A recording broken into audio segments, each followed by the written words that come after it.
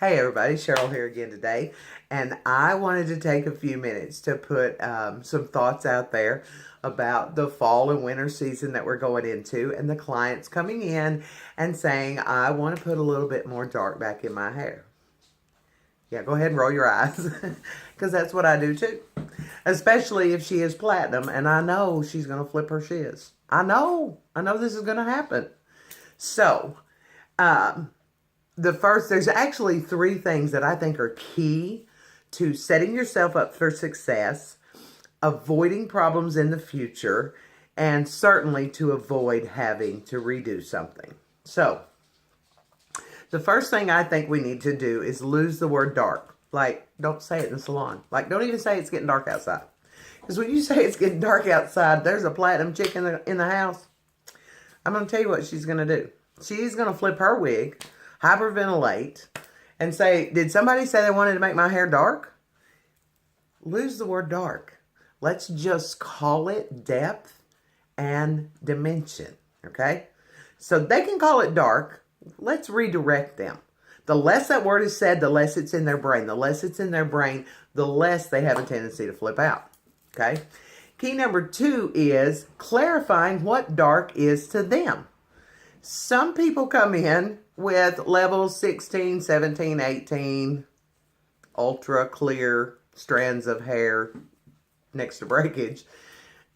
We only segment things into levels 10, 11, or 12. So if she is a truly white platinum and she wants some depth and dimension back into her hair, a level 12 is dark to her. It is dark to her. So you have to decide where she's sitting, not like your chair, but where she's sitting level-wise and what seems darker to her, okay? So make sure you clearly identify that and adjust it accordingly. The next thing would be is to understand the products that you're using. Like, I'm a huge advocate. Know your products. Know what a permanent does. Semi-permanent, demi-permanent, yada, yada, yada. And here's the key thing. When I want to put lowlights into someone's hair and add depth and dimension, typically in my world, I'm going to use Color Sync because it's a demi with a Cera oil complex and extra permanent dye molecule and yada, yada, yada. So I know it's going to hold until her next touch-up.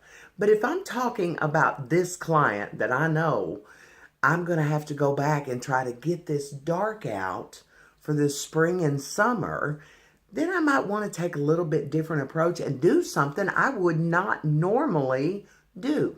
In that case, I might formulate a permanent hair color with a very low volume of developer, making sure there's enough gold in it to keep it from going drab, and apply my lowlights knowing that I want them to fade and that I want her, that I don't create any hard work for myself in the future, okay? So that's the second thing, or the third, I think that was the third thing, okay? And then the other thing is not only know your worth, but understand this. If you give that client exactly what they want, and 4 hours later, they're texting you, I'm just not happy, can we redo this? Absolutely, you can redo it, but you're going to have to pay for it because I delivered exactly what you wanted. And especially back that up if you've had a thorough consultation or conversation, as I call it, and make sure that they understand that that's part of the process. Another thing I do is I try to put them off for 3 or 4 days until their eyes have adjusted to that little bit of depth that I've put in there. So, and a lot of times I get a text back saying, sorry, I was flipping out for no reason. It looks great. Just cancel me. Okay? So, kind of use your common sense on this one and avoid problems because none of us book for mistakes, nor do we book to redo anything. Okay? And the other thing is understand what they're seeing and choose your technique for it wisely. I like to do a little bit of a shadow base, giving them some depth at the regrowth with just a few low lights. Because remember, if you're creating a shadow base at the regrowth or at the scalp area, when they move their head, that depth shows and it actually gives dimension to the overall look. Okay? So I hope these are tips that help everybody with this upcoming season, other things that are coming up. And I hope everybody has a fabulous weekend. Look for me on Instagram at Color1Up. That's the number 1. And on YouTube at Cheryl Segraves. Segraves. Have a great day.